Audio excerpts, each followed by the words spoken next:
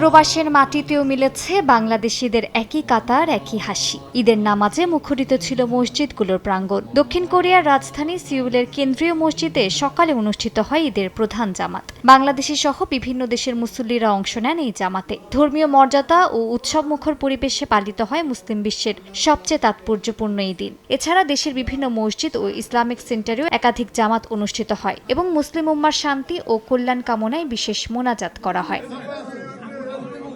প্রতি বছরের মতো এবারও অস্ট্রেলিয়ায় 2 দিনে ঈদ উদযাপন করেছেন মুসলিমরা। একাংশ স্থানীয় ইমাম কাউন্সিলের সিদ্ধান্ত অনুযায়ী ঈদ পালন করলেও অন্যরা সৌদি আরব ও বাংলাদেশের সঙ্গে মিল রেখে চাঁদ দেখে ঈদের দিন নির্ধারণ করেন। সিডনির ল্যাকেম্বা ও মিন্টো সহ বিভিন্ন এলাকায় শতাধিক জামাতে অংশ নেন হাজার হাজার মুসল্লি, যার বড় অংশ ছিলেন বাংলাদেশি শিক্ষার্থী ও প্রবাসীরা।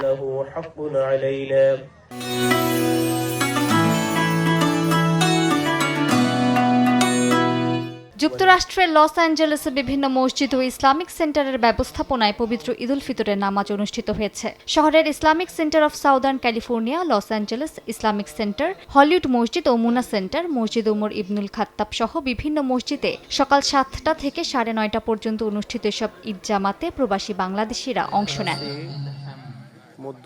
আফ্রিকার দেশ মোজাম্বিকেও যথাযথ ধর্মীয় ভাব গাম্ভীর্যের মধ্য দিয়ে পালিত হয়েছে পবিত্র ঈদ। জাম্বেজিয়া প্রভিন্সের নিকোয়াডালা শহরের একটি স্টেডিয়ামে অনুষ্ঠিত ঈদের জামাতে প্রায় 5 শতাধিক মুসল্লি অংশ নেন। প্রবাসী বাংলাদেশিদের অংশগ্রহণে ইমামতির দায়িত্ব পালন করা হয় এবং খুতবায় বিশ্ব মুসলিম উম্মার ঐক্য ও শান্তির জন্য দোয়া করা হয়। জাপানের মদিনা মসজিদ, টোকিও সহ বিভিন্ন মসজিদে সকাল থেকে একাধিক ঈদ জামাতের আয়োজন করা হয়েছে। এবারের ঈদে জাপানে টানা 3 দিনের সরকারি ছুটির মধ্যে পড়ায় উৎসবের আমেজে যোগ হয়েছে বাড়তি মাত্রা। সাপ্তাহিক ছুটির মধ্যেও ঈদ হওয়ায় অনেক দেশে প্রবাসী বাংলাদেশিদের আনন্দ বেড়ে যায় বহুগুণে। ব্যস্ত জীবনের মাঝেও একে অপরের সঙ্গে শুভেচ্ছা বিনিময়, খাবার ভাগাভাগি এবং মিলন মেলায় দিনটি হয়ে ওঠে বিশেষ। ভৌগোলিক দূরত্ব থাকলেও ঈদের এই আনন্দ প্রবাসীদের মনে তৈরি করেছে এক অনন্য সংযোগ ও আত্মিক বন্ধন। মালিহা সুহুরওয়ার্দী, সময় সংবাদ।